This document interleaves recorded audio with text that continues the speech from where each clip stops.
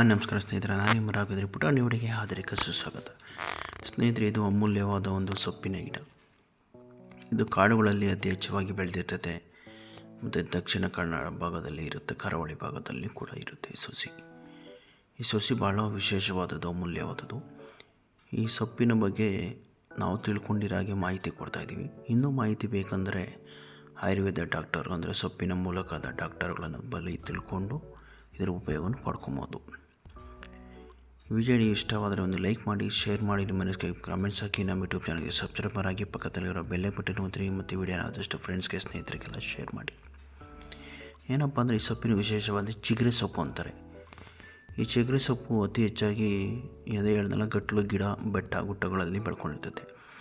ಈ ಸೊಪ್ಪಲ್ಲಿ ಕುಡಿಯನ್ನು ಸೀಗೆಕಾಯಲ್ಲಿ ಮಿಕ್ಸ್ ಮಾಡ್ತಾರಂತೆ. ಅಂದರೆ ಸೀಗೆಕಾಯಿ ಪುಡಿ ಇರ್ತಲ್ಲ, ಆ ಪುಡಿಯ ಭಾಗದಕ್ಕೆ ಒಣಗಿಸ್ಬಿಟ್ಟು ಪೌಡ್ರ್ ಮಾಡಿಕೊಂಡು ಅದ್ರ ಜೊತೆಯಲ್ಲಿ ಮಿಕ್ಸ್ ಮಾಡಿ ಸ್ನಾನ ಮಾಡ್ತಾರಂತೆ.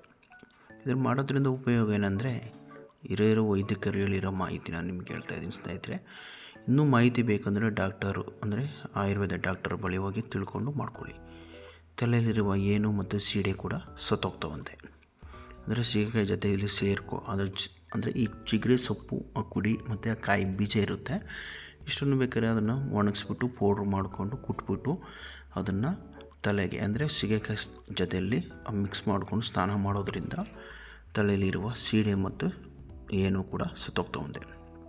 ಇದು ದಕ್ಷಿಣ ಕನ್ನಡ ಜಿಲ್ಲೆಯಲ್ಲಿ, ದಕ್ಷಿಣ ಭಾಗದಲ್ಲಿ ಅತಿ ಹೆಚ್ಚಾಗಿ ಜನಗಳಲ್ಲಿ ಸೀಡೆ ಸಿಗುತ್ತೆ ಇರುತ್ತೆ. ಅಂದರೆ ಸಮುದ್ರ ಬೀಚ್ಗಳ ಪಕ್ಕದಲ್ಲಿ ಇರ್ತಾರಲ್ಲ, ಅವರಿಗೆ ಮೀನುಗಾರ ಆ ಥರ ಇರೋರಿಗೆ ಇದನ್ನು ಸೀಡೆ ಏನುಗಳು ತೊಂದರೆ ಇರುತ್ತೆ. ಇದ್ರ ಬಗ್ಗೆ ಗೊತ್ತಿರೋಷ್ಟು ಮಾಹಿತಿ ನಿಮಗೆ ಕೊಟ್ಟಿದ್ದೀನಿ. ಇನ್ನೇನಾದರೂ ವಿಡಿಯೋ ಇಷ್ಟ ಆದರೆ ಒಂದು ಸಲ ಲೈಕ್ ಮಾಡಿ.